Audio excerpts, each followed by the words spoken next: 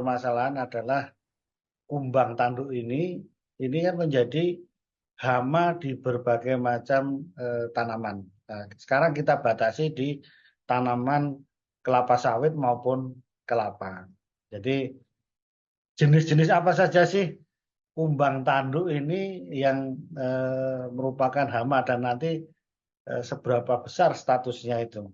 Mana yang penting, mana yang minor, dan mana yang eksidental gitu.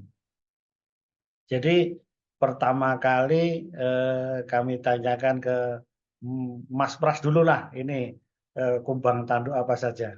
Silakan Mas Pras. Ya, baik.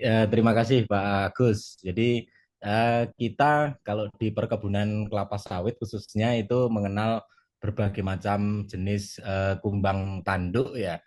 Nah, meskipun sebenarnya eh, statusnya itu ada yang mayor atau menjadi hama utama dan juga ada yang minor atau menjadi hama yang tidak terlalu dianggap tidak terlalu merugikan gitu.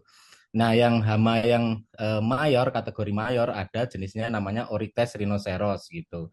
Nah, ini sebenarnya lebih dikenal sebagai kumbang badak karena namanya sendiri adalah rhinoceros gitu. Jadi itu. Kemudian kenapa menjadi hama mayor? Karena dia memakan tanaman kelapa sawit sampai ke titik tumbuhnya gitu sehingga menjadikan tanaman kelapa sawit itu berpotensi mengalami kematian.